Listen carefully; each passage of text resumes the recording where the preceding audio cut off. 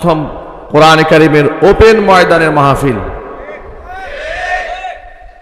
দেশ স্বাধীন হওয়ার পরে যে আমাদের অনুভূতি, যে আজকে মাইকের সামনে আমরা বসেছি, কোরআন সুন্নাহ থেকে প্রাণ খোলা কথা আমরা বলবো, আমাদের হৃদয়ের মধ্যে সামান্যতম কোনো বাধা নাই, কোনো দ্বিধা নাই। জালেম স্বৈরাচারী শাসক ক্ষমতায় চিরদিন টিকে থাকার জন্য ফেরাউনের মতো সব অবলম্বন করেছিল, কিন্তু আল্লাহ রব্বুল আলামিন যার টার্গেট ছিল যে স্বৈরাচারীর 41 সাল পর্যন্ত থাকবে, 24 সালে এসেই সেই নৌকা ডুবে গেছে। তারা এত কষ্ট দিয়েছে দেশের মানুষকে, ছোট্ট ছোট্ট বাচ্চারা ওদেরকে লানত করেছে। আমরা এক সময় হতাশ হতাম, ইয়াং জেনারেশনকে নিয়ে খুব শঙ্কিত ছিলাম। বাচ্চাদের সিলেবাসগুলোকে ধ্বংস করে দেওয়া হয়েছে, শিক্ষাঙ্গনগুলোকে একেবারে শেষ করে দেওয়া হয়েছে। কাফের বেঈমানদের দাসত্বের শৃঙ্খলে আমাদেরকে আবদ্ধ করে দেওয়ার জন্য তাদের পা চাটা গোলামেরা শিক্ষাঙ্গন থেকে ইসলামকে একেবারে ঝাঁটা পিটাই করে বিদায় করে দিয়েছিল। অহেতুক কর্মকাণ্ড বাচ্চাদেরকে দিয়ে করিয়ে মূল শিক্ষা দর্শন থেকে বাচ্চাদেরকে সরিয়ে দেওয়া হয়েছে। ক্লাস 8-9 বাচ্চাদেরকে শেখানো হয়েছে এটার নাম ট্রাক, এটার নাম বাস, এটার নাম আলু, এটার নাম ভর্তা। কথা বলে না, ঠিক কিনা বলে? এর চেয়ে হাস্যকর, এর চেয়ে লজ্জাস্কর বিষয় আর কি হতে পারে? বাচ্চাদেরকে উগান্ডার মানুষেরা নাচে কেমনে সেটা প্র্যাকটিক্যাল দেখানো হতো, জিঙ্গালালা হু হু। কথা বলেন? এর নাম শিক্ষা ব্যবস্থা। সমকামিতা, ট্রান্সজেন্ডার, শারীরিক শিক্ষা, নানা হেডলাইন দিয়ে দিয়ে বাচ্চাদেরকে নির্লজ্জ বানিয়ে দেওয়ার জন্য সব পায়তারা তারা ইতোমধ্যে গ্রহণ করেছিল। দেশের শ্রেষ্ঠ সন্তান আলেমদেরকে আসামির কাঠগড়ায় দাঁড় করিয়ে, কোমরে রশি দিয়ে, হাতে পায়ে শিকল লাগিয়ে, এরপরে তাদেরকে টেনে টেনে বেইজ্জত করে আদালতে হাজির করা হয়েছে। অসংখ্য আলেমদেরকে তারা গুম খুনের মাধ্যমে দুনিয়া থেকে বিদায় করে দিয়েছে। উপমহাদেশের শ্রেষ্ঠতম মুফাসসির কোরআনে কারীমের দায়ী আল্লামা দিলওয়ার হোসেন সাঈদী রাহিমাহুল্লাহ, তাকে সুদীর্ঘ 13টি বছর অন্যায়ভাবে কারারুদ্ধ করে রেখে সর্বশেষ তাকে ইনজেকশন পুশ করে বিষ প্রয়োগে তাকে হত্যা করেছে। আমরা টু শব্দ পর্যন্ত বলতে পারি নাই। স্টেজে ওঠার সময় আমাদেরকে লম্বা তালিকা ধরিয়ে দেওয়া হতো, এই কথা বলা যাবে, সেই কথা বলা যাবে না, এটা বলা যাবে, ওটা বলা যাবে না। এইভাবে আমাদের বাক স্বাধীনতাকেও তারা কেড়ে নিয়েছিল। আল্লামা দেলওয়ার হোসেন সাঈদ রাহিমাহুল্লাহ জাতির শ্রেষ্ঠ সন্তান, জাতির শ্রেষ্ঠ এই দায়ী কোরআনে কারীমের এই খাদেমের পক্ষে কথা বলে বাংলাদেশের অসংখ্য ইমাম সাহেবরা তাদের মসজিদ থেকে চাকরি হারিয়েছেন। অনেকেই মামলা মোকদ্দমার সম্মুখীন হয়েছেন। ওরা আমাদেরকে ট্যাগ দিয়েছিল আমরা হচ্ছি জঙ্গি, আমরা হচ্ছি তালেবান ইত্যাদি কথা বলে বলে মানুষের কাছে ওরা আমাদেরকে হেয় প্রতিপন্ন করেছে। 2018 সালে আমাকেও রাজনৈতিক মামলার 1 নাম্বার আসামি বানিয়ে গরুর রশি দিয়া বেঁধে হাতে হ্যান্ডকাপ পরিয়ে আমাকে আদালতে ওরা হাজির করেছে। জিজ্ঞেস করেছিলাম আমার অপরাধ, প্রশাসন বলেছে উপরের নির্দেশ, উপরের নির্দেশে গ্রেফতার করেছে। আপনাদেরকে ছোট্ট একটা কথা বলি, কোরআন কারীমের মধ্যে আল্লাহ সুবহানাহু ওয়া তাআলা বলেছেন, ইন্নাল মুলুকা ইযা দাখালু ক্বরয়াতান আফসাদুহা ওয়া জাআলু আইজ্জাতা আহলিহা আদিল্লাহ। আল্লাহ পাক বলেছেন, কোন জনপদে যদি জালেম স্বৈরা শাসক ক্ষমতায় প্রতিষ্ঠিত হয়ে যায়, তারা সেই সমাজের মধ্যে দুটা কাজ করে। এক নাম্বার আফসাদুহা, ওই জমিনের মধ্যে তারা বিপর্যয় সৃষ্টি করে দেয়। দুই নাম্বার কাজ হচ্ছে তাদের ওয়াজআলু আইজ্জাতা আহলিহা আদিল্লাহ, এলাকার সম্মানিত মানুষদেরকে তারা বেইজ্জত করে ছেড়ে দেয়। আল্লামা শাহ আহমদ শফী রহমাতুল্লাহি আলাইহি থেকে শুরু করে জুনায়েদ বাবুনগরী থেকে শুরু করে একেবারে তৃণমূল পর্যন্ত এমন কোন দেশের বিখ্যাত প্রখ্যাত মুফতি মুহাদ্দিস ফকিহ বাকি ছিল না যাদেরকে তারা তামাশার পাত্র বানায়া হাসি ঠাট্টা করে নাই। কথা বলতে হবে, ঠিক কিনা বলে? মদ খুল্লম পটেরা চেয়ার দিয়ে বসে থাকত, আর হাতে গোনা কিছু আলেমদেরকে বিভিন্ন প্রোগ্রামে দাওয়াত দিয়ে নিয়ে মাঝখানে দাঁড় করিয়ে তাদেরকে দোয়া পরিচালনা করতে দেওয়া হতো। বসতে পর্যন্ত দেওয়া হয় নাই। আলেমদেরকে এইভাবে লাঞ্ছনা তারা করেছে, লাঞ্ছনা গঞ্জনা দিয়ে জীবনটাকে তারা তিক্ত বানিয়ে ছেড়ে দিয়েছিল। আলেমদের পায়ের মধ্যে বেরি দেওয়া হতো, বুলেট প্রুফ জ্যাকেট পরিয়ে আল্লামা মামুনুল হকের মতো ব্যক্তিকে, ছোট্ট রফিকুল ইসলাম মাদারির মতো ব্যক্তিকে যখন আদালতে হাজির করা হতো, সাধারণ মানুষ চোখের পানি ছেড়ে ওদের জন্য কাঁদত। ঠিক কিনা বলেন? সালাম দিত, এদের কাছ থেকে দোয়া চাইত, আর জালেমদের বিরুদ্ধে আল্লাহর কাছে লানত পেশ করত, আল্লাহ তুমি এদেরকে গজব দিয়ে ধ্বংস করো। ওরা নিজেদেরকে খুব সম্মানিত মনে করত, দাম্ভিকতার অহংকার এমন পর্যায়ে পৌঁছে গিয়েছিল তাদের, মানুষকে ওরা মানুষ মনে করত না। বিনিময়ে কি হয়েছে দেখেন, আলেমদেরকে হ্যান্ডকাপ পরিয়ে যারা লাঞ্ছিত করতে চেয়েছে, মানুষের হৃদয় থেকে তাদেরকে উঠাতে পারে নাই। কখনো ধর্ষক, কখনো খুনি, কখনো তারা জঙ্গি ইত্যাদি কথা বলে মানুষের হৃদয় থেকে তাদেরকে উঠায় দেওয়ার ষড়যন্ত্র তারা করেছে। আপনারা এক বাক্যে জবাব দিয়ে বলেন, আলেমদেরকে মানুষের হৃদয় থেকে তারা উঠাতে পেরেছে? চিৎকার দিয়া বলেন, পেরেছে।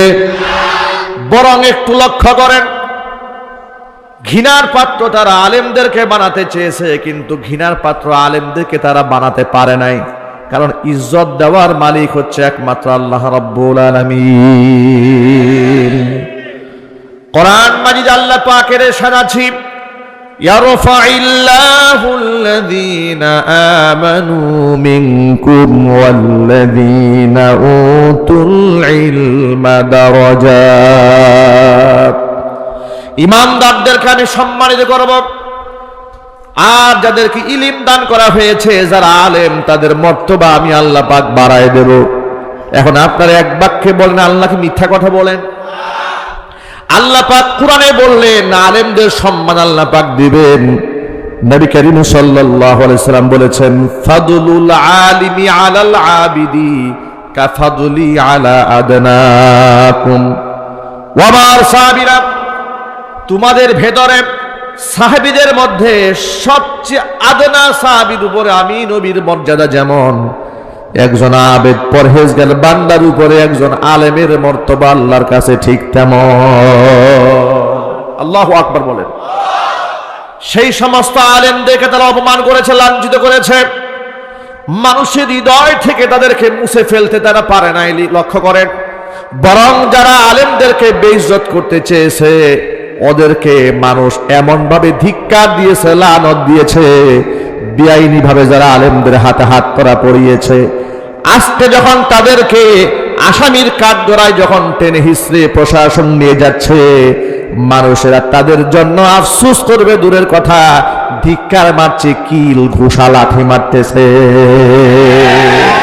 এমনকি ডিম নিক্ষেপ করে ইতিহাসের রাস্তা করে ওদেরকে নিক্ষেপ করে প্রমাণ করে দিয়েছে আলেমদেরকে নিয়ে ষড়যন্ত্র যারা করেছে, এদের জনগণ থুতু মেরে ইতিহাসের ডাস্টবিনে ছুড়ে মেরেছে। আলেমদেরকে ওরা বেইজ্জত করতে চেয়েছে। আল্লাহ রাব্বুল আলামিন আলেমদের শান মান আরো বাড়িয়ে দিয়েছেন। যারা যত বেশি মাজলুম হয়েছে আল্লাহ পাক তত বেশি মাকাম দারাজাত আল্লাহ পাক ওই আলেমদের বাড়িয়ে দিয়েছে। যেরকম সুবহানাল্লাহ।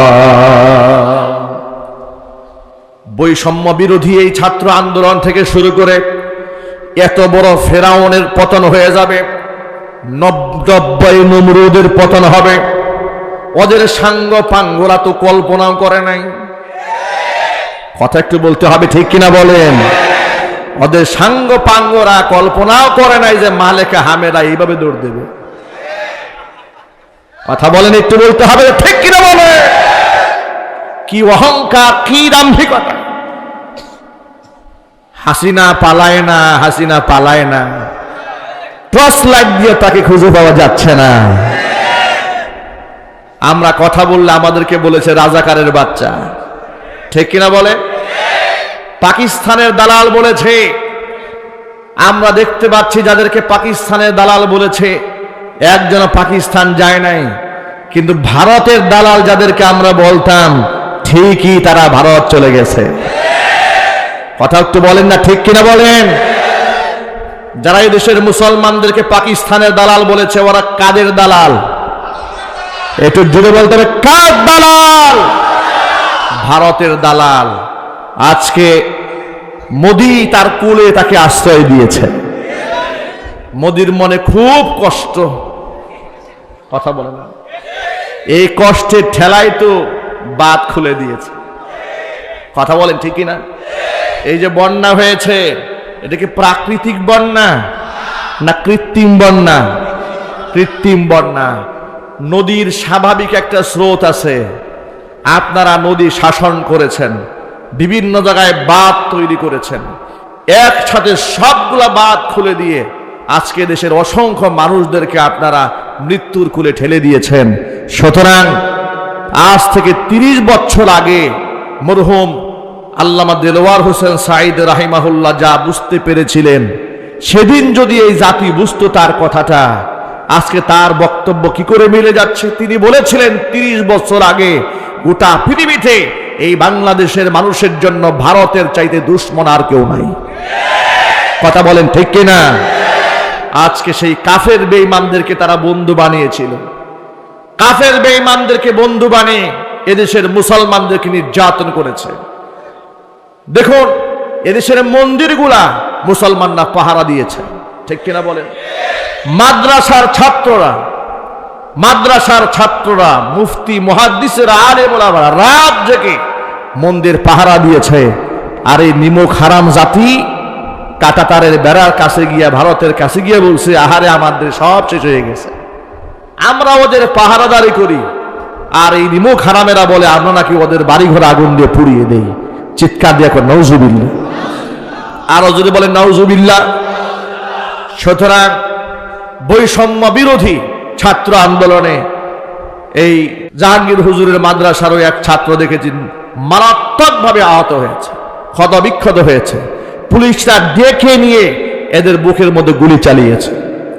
সুতরাং তারা এদেরকে গুলির নির্দেশ দিয়েছে। এ অসংখ্য মানুষকে হত্যার নির্দেশদাতা স্বৈরাচারী ডাইনি বর্তমান প্রজন্মের ফেরাউন শেখ হাসিনা। আওয়াজ দিয়ে বলতে হবে, ঠিক কিনা? শাপলা চত্বরের গণহত্যাকারী এই স্বৈরাচারী হাসিনা জাতীয় সংসদ ভবনে দাঁড়িয়ে বলেছে শাপলা চত্বরে নাকি কোনো গুলাগুলির ঘটনা সেদিন ঘটে নাই। হেফাজতের কর্মীরা গায়ে রং মেখে অভিনয় করেছে, পুলিশ দেখে দৌড় দিয়েছে।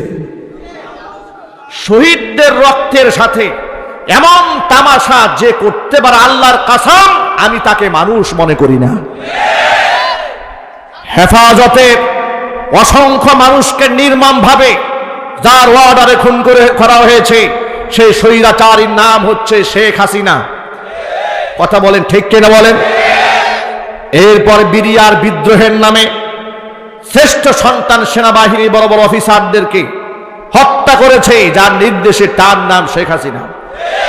আয়না ঘর বানিয়ে অসংখ্য মানুষকে নিদারুণভাবে 10 বছর 12 বছর পাশবিক নির্যাতন করে এমন কষ্ট দিয়েছে যে ফেরাউন আর নমরুদ মানুষকে এত কষ্ট দেয় না যত কষ্ট দিয়েছে এই নব্য ফেরাউন হাসিনা।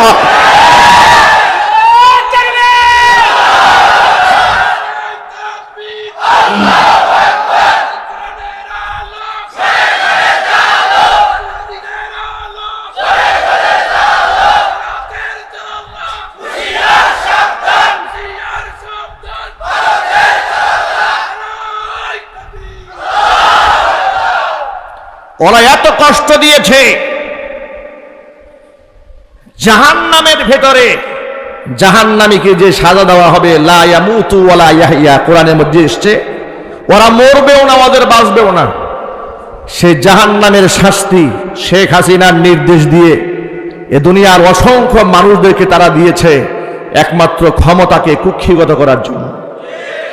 আয়না ঘরের স্রষ্টাই শেখ হাসিনা। আমার খুব বলতে ইচ্ছা করে বুক ফুলিয়ে মাথা উঁচিয়ে, আয়না ঘর বানিয়ে অসংখ্য মানুষকে ছোট্ট কুঠুরির মধ্যে চোখ বেঁধে 12-13 বছর আটকায় রেখে এদেরকে মৃত্যু যন্ত্রণায় যে মহিলাটি ভুগিয়েছে তাকে বাংলাদেশে এনে আয়না ঘরে ঢুকায় দেওয়া হোক। এই প্রস্তাবের সাথে আপনারা কি একমত আছেন? কারা কারা আছেন দু হাত দেখতে চান?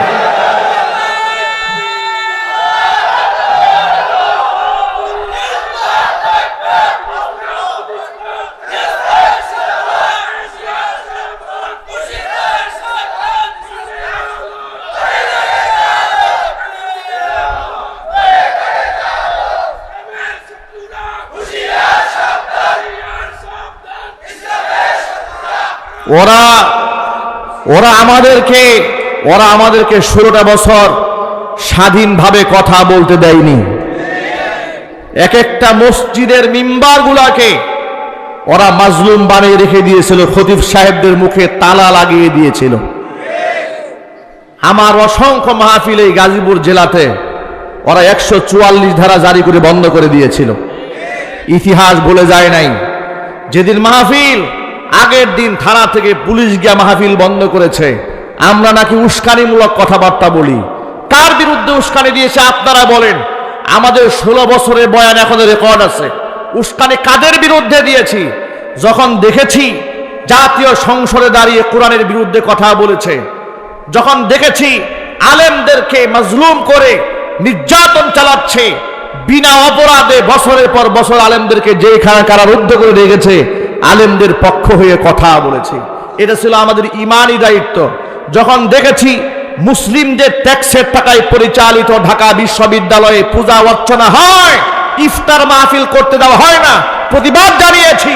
যখন দেখেছি শাহবাগের মধ্যে রাষ্ট্রের পক্ষ থেকে টাকা দিয়ে নাস্তিক এবং বেঈমানদেরকে তুষামত করে ঢেকে এনে জামাই আদরে লালিত পালিত করে মুসলিমদের মধ্যে ফাটল তৈরি করা হচ্ছে, তাদের বিরুদ্ধে আমরা কথা বলেছি। রাজীবের মতো কুখ্যাত নাস্তিক আল্লাহর নবী সাল্লাল্লাহু আলাইহি সাল্লামকে চরিত্রহীন বলে গালি দিয়েছিল। এই কুখ্যাত বদমাশকে দেশের সূর্য সন্তানেরা যখন হত্যা করেছিল, তখন এই শেখ হাসিনার নেতৃত্বে কাফের বেঈমানদেরকে খুশি করার জন্য তাকে দ্বিতীয় মুক্তিযুদ্ধের প্রথম শহীদ হিসেবে জাতীয় সংসদে আখ্যা দেওয়া হয়েছিল। আল্লাহর নবীকে গালি যারা দিয়েছে, তাকে যদি দ্বিতীয় মুক্তিযুদ্ধের শহীদ কেউ বলে, আল্লাহর কসম সে কাফের, মুরতাদ, কোনো সন্দেহ নাই। এ সমস্ত কথা বলার কারণে আমাদেরকে ট্যাগ দিয়েছে মৌলবাদ, ট্যাগ দিয়েছে জঙ্গিবাদ। এই নাটকের অবসান হয়েছে। কিছুদিন আগে গাজীপুরে এক ঊর্ধ্বতন পুলিশ কর্মকর্তা আমাদেরকে বলেছে ডেকে নিয়ে, হুজুর, গোটা বাংলাদেশে যত জঙ্গির ঘটনা দেখেছেন, বিভিন্ন বাড়ি ঘরে হানা দিয়েছে, চতুর্দিক পুলিশ ঘেরাও করে ধরেছে, যত যা দেখেছেন জঙ্গির নামে যা হয়েছে সব নাটক এবং মিথ্যা কথা, সব সাজানো। শুধুমাত্র পশ্চিমাদেরকে তারা দেখিয়েছে আমরা এই দেশে জঙ্গি দমন করি। জঙ্গি দমনের নামে অসংখ্য নিরীহ, নিষ্পাপ, নিরপরাধ মানুষদেরকে তারা ফাঁসির মঞ্চে মঞ্চায়িত করেছে। কথা বলতে হবে, ঠিক কিনা বলেন? তারা আমাদেরকে জানাজার নামাজের স্বাধীনতা এই অধিকারটুকু তারা আমাদের কাছ থেকে কেড়ে নিয়েছিল। মরহুম দেলওয়ার হোসেন সাইদ রাহিমাহুল্লাহর জানাজার নামাজ ঢাকা শহরে পড়তে দেওয়া হয় নাই। একটু আওয়াজ দিয়ে বলেন, ঠিক কিনা বলেন? কি অপরাধ করেছিলেন তিনি? লক্ষ কোটি মানুষ চোখের পানি ছেড়ে তার জন্য কেঁদেছে। জানাজায় সামিল হওয়ার জন্য বুক ফাটা আর্তনাদ করেছে। 100 কিলোমিটার পথ লোকেরা গাড়ি দিয়ে সেখানে চলে গেছে। তোমরা কি এ কথা তোমরা ভালো করে দেখতে পাও না? যাদেরকে তোমরা লুচ্চা বদমাশ বানাতে চাও, তাদের জানাজা পড়ে লোকেরা চোখের পানি ছাড়ে নিজেকে ধন্য মনে করে, আর তোমরা যাদেরকে জাতির পিতা বলেছো তার জানাজার নামাজ পড়ে লোক খুঁজে পাওয়া যায় নাই। সুতরাং স্বৈরাচারীরা শিক্ষা গ্রহণ করো। আগামী প্রজন্মকে বলবো, বৈষম্য বিরোধী ছাত্র আন্দোলনে যারা নেতৃত্ব দিয়েছিলেন, আল্লাহর কাছে তাদের জন্য দোয়া করছি। যারা দেশকে এগিয়ে নিয়ে যাচ্ছে, দায়িত্ব গ্রহণ করেছে, হৃদয়ের গভীর থেকে তাদের জন্য আল্লাহর কাছে দোয়া করি, আল্লাহ রাব্বুল আলামিন তাদের নেতৃত্বে একটি সুন্দর সোনার বাংলাদেশ আল্লাহ পাক গড়ার তৌফিক দান করেন। তবে সাময়িকভাবে তারা রাষ্ট্র পরিচালনা করছে, কিন্তু এদেশের মুসলমান বুঝে ফেলেছে ইসলাম যদি নেতৃত্ব না আসে, তন্ত্র মন্ত্র দিয়া এদেশের দুর্নীতি বন্ধ করা যাবে না। সুতরাং আমরা আগামীর বাংলাদেশ কোরআনের বাংলাদেশ বানাতে চাই। আগামীর সংসদে শত শত আলেমদেরকে পাঠিয়ে কোরআনের রাজ বাংলার মাটিতে কায়েম করতে চাই। রাজি আছেন? দুহাত দেখতে চাই।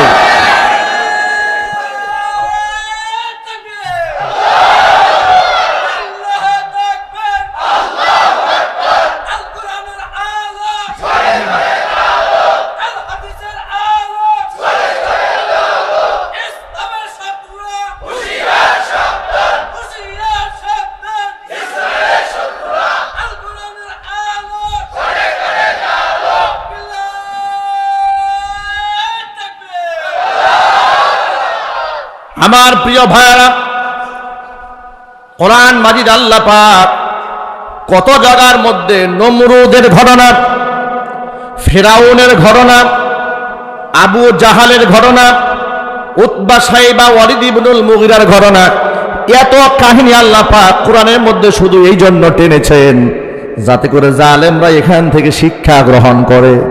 কিন্তু স্বৈরাচারী জালেমরা মনে করে যে এ আমাদের কোনো ক্ষমতার শেষ নাই। ঠিক কিনা বলেন?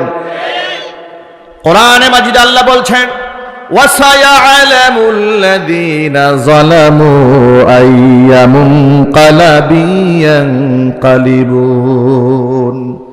জালেমরা অচিরেই জানতে পারবে তাদের গন্তব্য কোথায়। মনে রেখো, তোমরা এ কথা মোটেও চিন্তা করো না, তোমরা যা করছো আমি আল্লাহ পাক দেখতে পাই না। ইন্নাল্লাহা লা ইয়াখফা আলাল্লাহি শাইউন ফিল আরদি ওয়ালা ফিস সামা।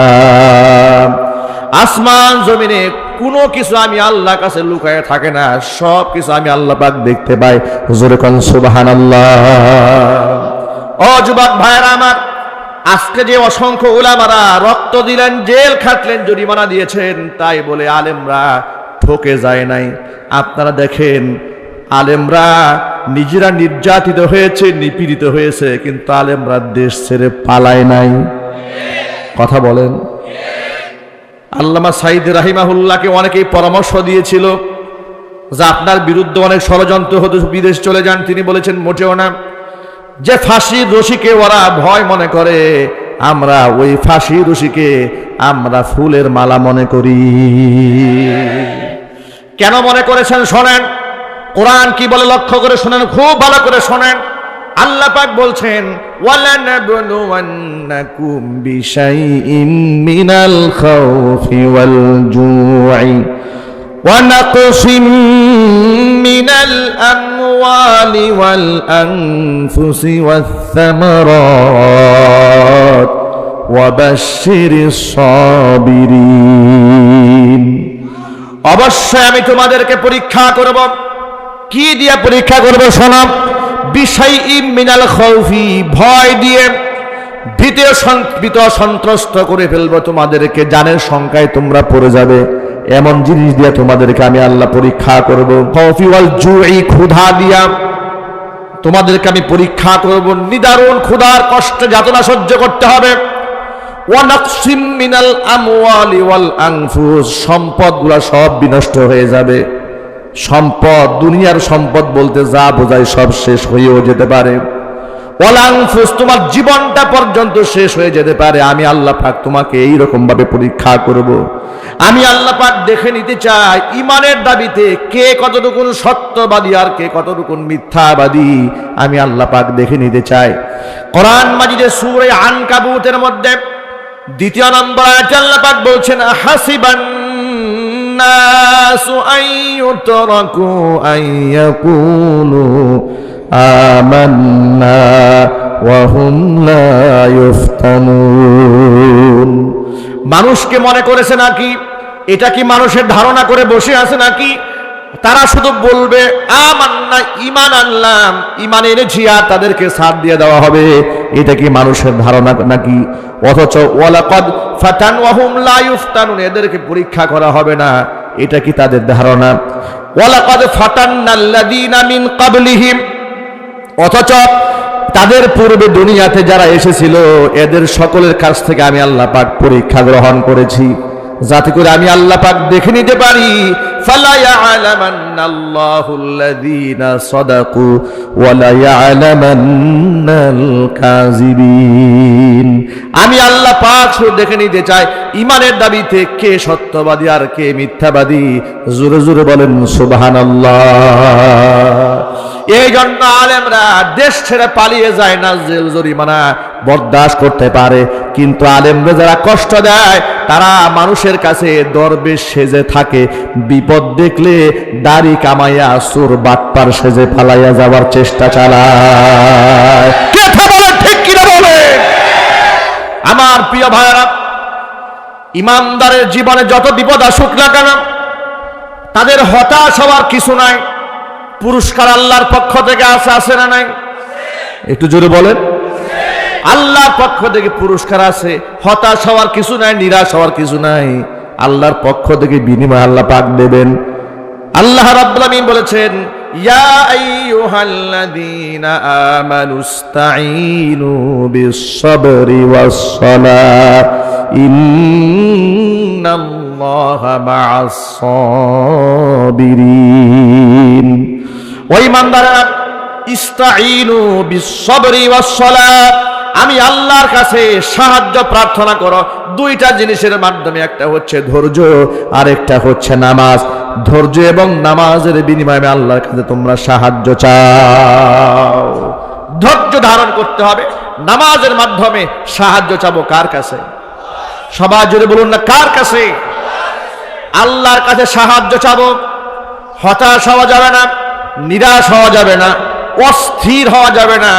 সাহাবায়ে কেরামের মতো পবিত্র মানুষের জীবনে যদি এত মুসিবত আসতে পারে, আম্বিয়া আলাইহিমুস সালাতু ওয়াস সালাম তারা ছিলেন বেগুনা মাসুম, যাদের কোনো গুনাহ স্পর্শ করে নাই, তারা যদি রক্তাক্ত হতে পারেন, দ্বিখণ্ডিত হতে পারেন, শহীদ হয়ে যেতে পারেন, আল্লাহ নবী সাল্লাল্লাহু আলাইহি সাল্লাম পর্যন্ত ক্ষত বিক্ষত হতে পারেন, তাহলে আমাদের মতো গুনাহগার বান্দারা একটু আঘাত প্রাপ্ত হলেই কেন আমরা হতাশ হব?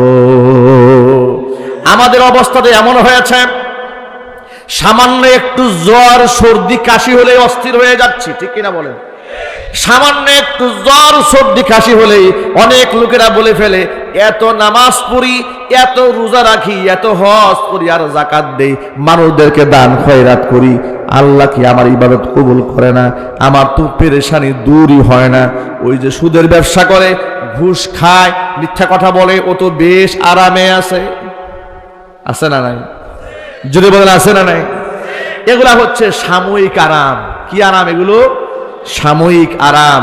হাদিস শরীফের মধ্যে এসেছে, নবী করিম সাল্লাল্লাহু আলাইহি ওয়াসাল্লাম বলেছেন যে ইদা আরাদা বিআবদিহি খাইরান, আল্লাহ পাক যখন তার কোনো বান্দার কল্যাণ চান, ফাআজ্জালা লাহুল উকুবাতা ফিদ দুনিয়া, দুনিয়াতে তার শাস্তিকে আল্লাহ ত্বরান্বিত করেন।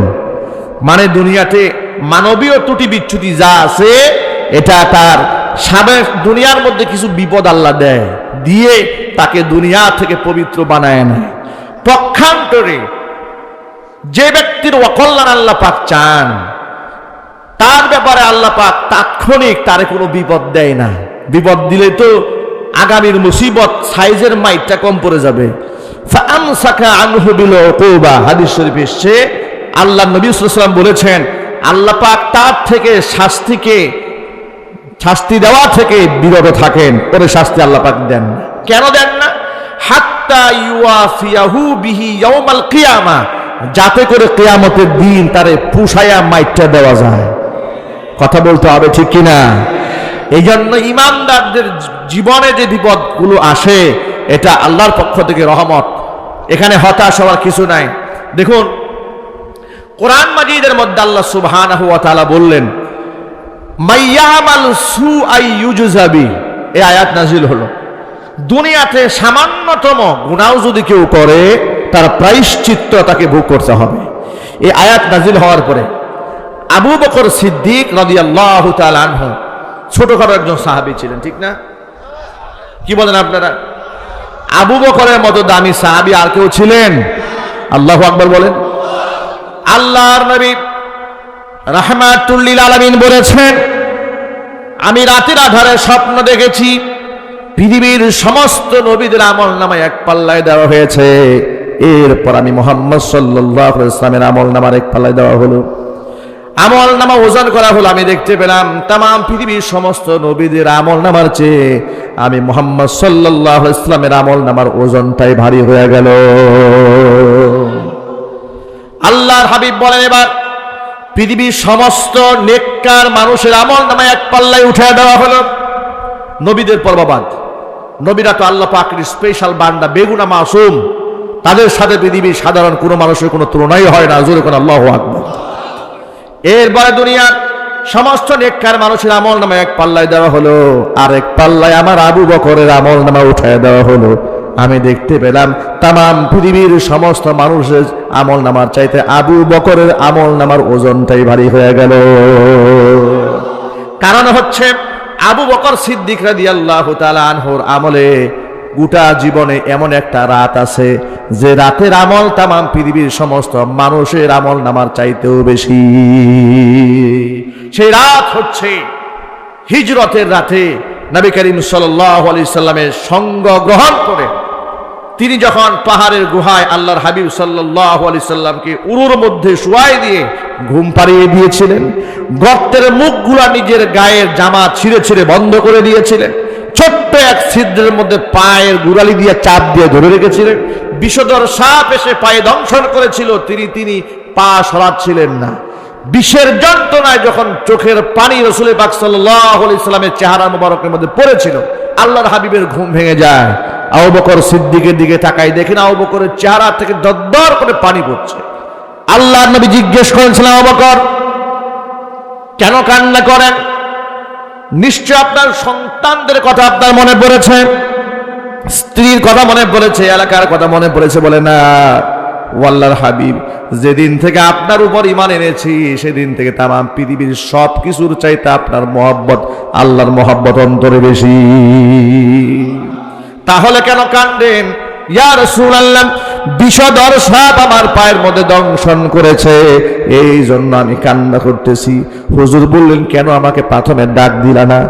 তিনি বললেন, আমার উরুতে আল্লাহর হাবিব রাহমাতুল লিল আলামিন ক্লান্ত পরিশ্রান্ত হইয়া ঘুমায় পড়েছেন। আমার যদি বিশেষ যন্ত্রণায় মৃত্যু হয়ে যেত, হুজুরের ঘুমের মধ্যে আমি বেঘাত সৃষ্টি করতে পারতাম না। আল্লাহর হাবিব সাথে সাথে মুখ থেকে থুতু মুবারক বের করে লালাটাটার যেখানে সাপে দংশন করেছে সেখানে লাগাই দিলেন। হযরত আবু বকর বলেন, নবীজি থুতুখানা আমার পায়ে দেওয়ার সাথে সাথে বিশেষ যন্ত্রণা মুহূর্তে দূর হয়ে যায়। ওই এক রাতের ইবাদত, আল্লাহ রাসূল বলেছেন আবু বকরের জীবনে এমন একটা রাত আছে যে রাতের ইবাদত গোটা পৃথিবীর সমস্ত মানুষের ইবাদতের চাইতেও দামি, মূল্যবান। চিৎকার দিয়ে এখন আল্লাহু আকবার। সেই আবু বকর যখন কোরআনের এই আয়াতটা নাজিল হলো, মাইয়া আমাল সুআ ইউজযা বিহি, একটা গুনাহ করলেও প্রায়শ্চিত্ত ভোগ করতে হবে। আবু বকর সিদ্দিক রাদিয়াল্লাহু তাআলা আনহু এমন ভাবে শঙ্কিত হলেন, ভয় পেয়ে গেলেন। আবু বকর রাদিয়াল্লাহু তাআলা আনহু একেবারে কোমর সোজা করে একেবারে দাঁড়ায় গেলেন। কোমর থেকে একটা আওয়াজ বের হলো। আল্লাহর হাবিব আবু বকরকে ডাক দিলেন, আবু বকর আপনি এমন করছেন কেন? ছটফট করছেন কেন?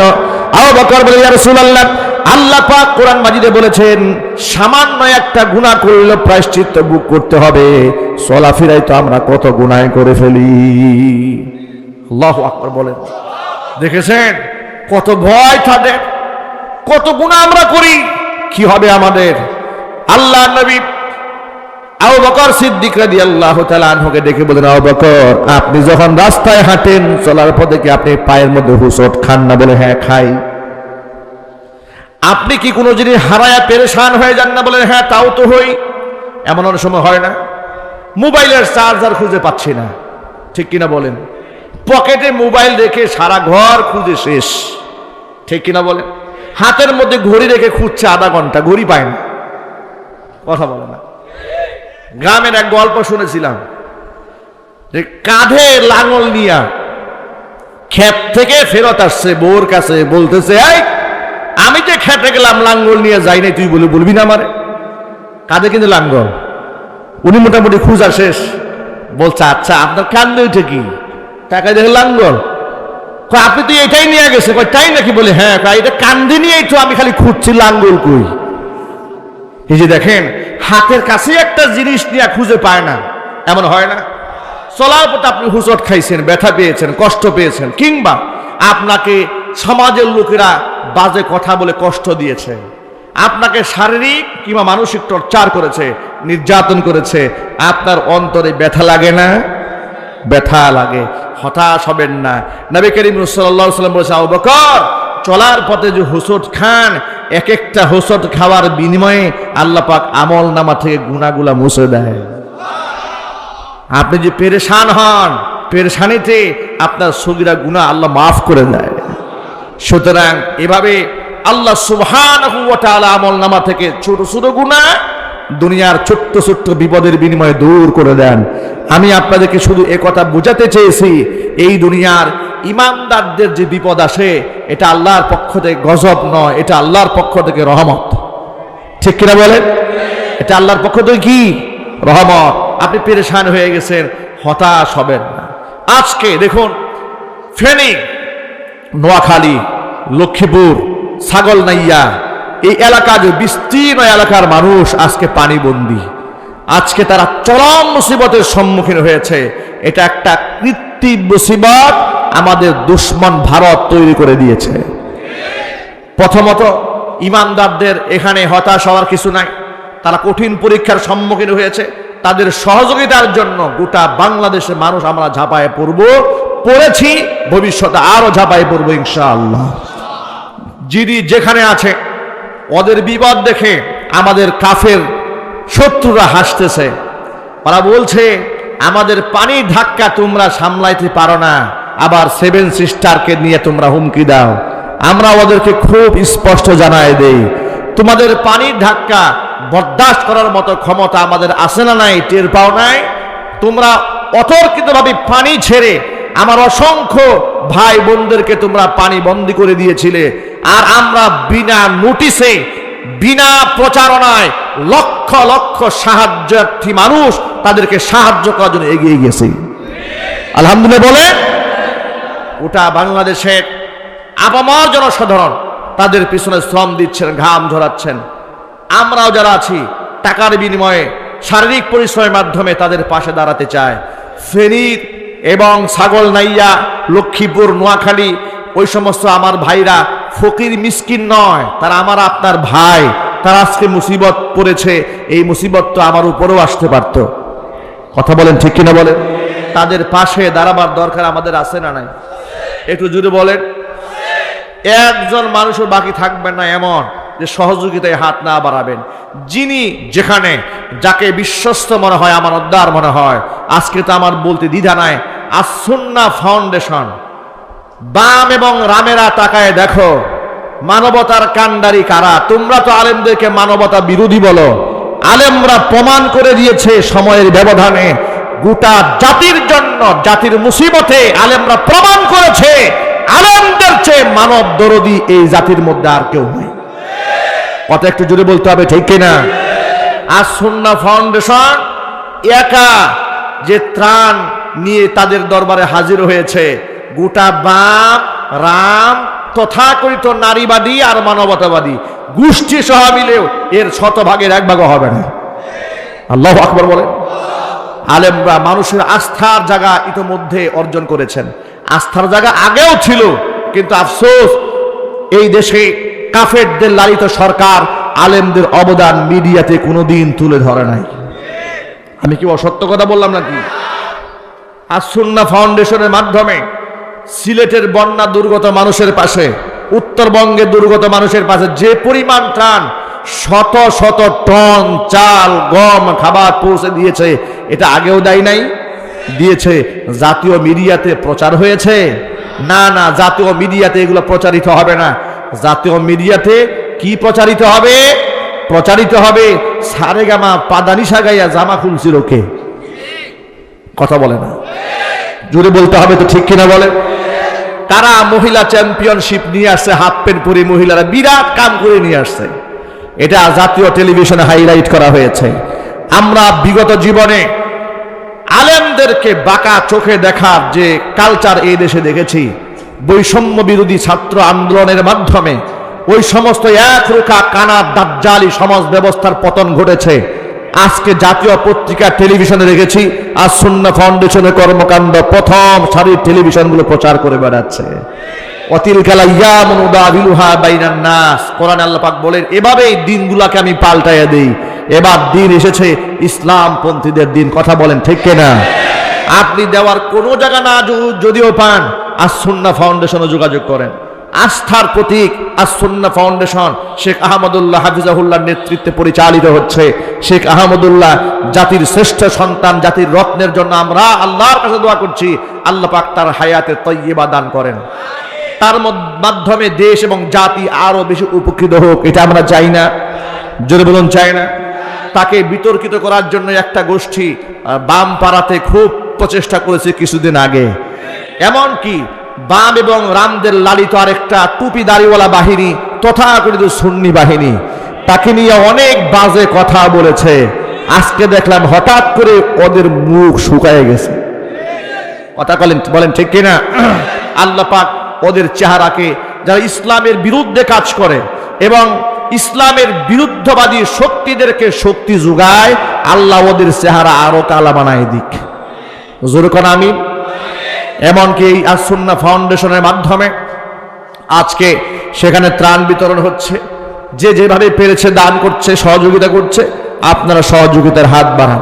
আলেম ওলামার নেতৃত্বে কোনাবাড়িতে আলেমদের টিম যাচ্ছে, গাজীপুর বিভিন্ন জায়গা থেকে আলেমদের টিম সেখানে যাচ্ছে। যে সংগঠন, যে হাত আপনার কাছে আস্থার হাত মনে হয়, তার হাতে নিজের কষ্টার্জিত টাকা আপনি হস্তান্তর করেন। এই বিরাট দান এবং অনুদানে মানবিক কাজে নিজেকে সম্পৃক্ত করুন। আমরা দেখিয়ে দিতে চাই, আমাদের শত্রুরা আমাদের ধ্বংস করে দিতে চাইলেও আমরা হাত রেখে আমরা এদেশের মানুষকে মুক্ত করতে জানি। কথা বলেন ঠিক কিনা বলেন? বলেন ইনশাআল্লাহ। আরেকটা মেসেজ আপনাদেরকে দিয়ে দিই, ভারত যে আমাদের শত্রু, এতে কি সন্দেহ আছে আপনাদের? এত আসতে বললেন কেন? ওরা যে আমাদের শত্রু, আপনাদের সন্দেহ আছে? ওদের দালাল যারা ক্ষমতায় ছিল, চলে যাওয়ার পরে ওদের চ্যানেলের কান্নাকাটি দেখে মনে হয়েছে ওরা কোনো রাজ্য হারিয়ে ফেলেছে।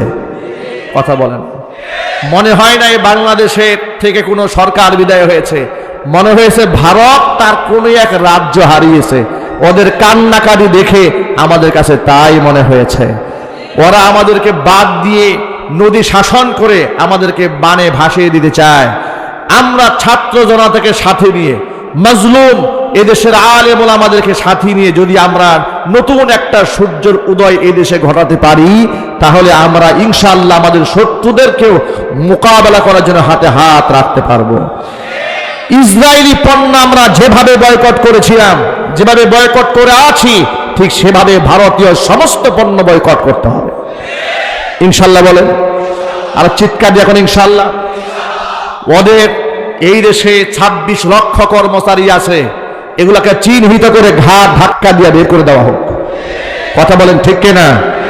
এমনকি আমাদের দেশের পাইপলাইন দিয়ে, মোটা পাইপ দিয়ে বিগত জালেম স্বৈরাচারী কাফের বেঈমানদের গোলাম এদেশের রাষ্ট্রীয় সম্পদ, দেশের মানুষের সম্পদ গ্যাসগুলাকে বিদেশে পাচার করেছে। গ্যাসের লাইনটা 2-1 দিনের মধ্যে কর্তন করে দেওয়া হোক। কথা বলে মুসলমান ঠিক কিনা বলে? গ্যাসের লাইন যদি বন্ধ করে দেওয়া হয়, বাংলাদেশের ঘরে ঘরে গ্যাসের লাইন পৌঁছে যাবে। আজকে ওরা আমাদের কাছ থেকে সব সুবিধা ভোগ করেছে। আলহামদুলিল্লাহ, এদেশের মানুষ এই জালেম স্বৈর শাসকের কাছ থেকে মুক্তি লাভ করেছে, ভারতের আধিপত্যবাদীদের কাছ থেকে মুক্তি লাভ করেছে। এই স্বাধীনতা অক্ষুণ্ণ রাখতে হবে, টিকিয়ে রাখতে হবে। আলিমদের নেতৃত্বে কোরআনী শাসন ব্যবস্থা কায়েম করে এই দেশকে রক্ষা করার জন্য প্রস্তুত আছেন কারা কারা? আমি হাত দেখতে চাই। আল্লাহ পাক যেন কবুল করেন, মঞ্জুর করেন। সকলে জোরে বলেন আমিন। আর জোরে বলেন আমিন। হাত নামান। আল্লাহ রাব্বুল আলামিন যেন আমাদেরকে বিপদে মুসিবতে ধৈর্য ধারণ করার তৌফিক দান করেন, বিপদগ্রস্ত মানুষের পাশে দাঁড়াবার তৌফিক দান করেন। আল্লাহ রাব্বুল আলামিন মৌচাক হাফেজ জাহাঙ্গীর আলম দাখিল মাদ্রাসাকে কিয়ামত পর্যন্ত কবুল করুন। মাদ্রাসার সমস্ত হাজাত আল্লাহ পাক তার গায়বে খাজানা থেকে মিটাই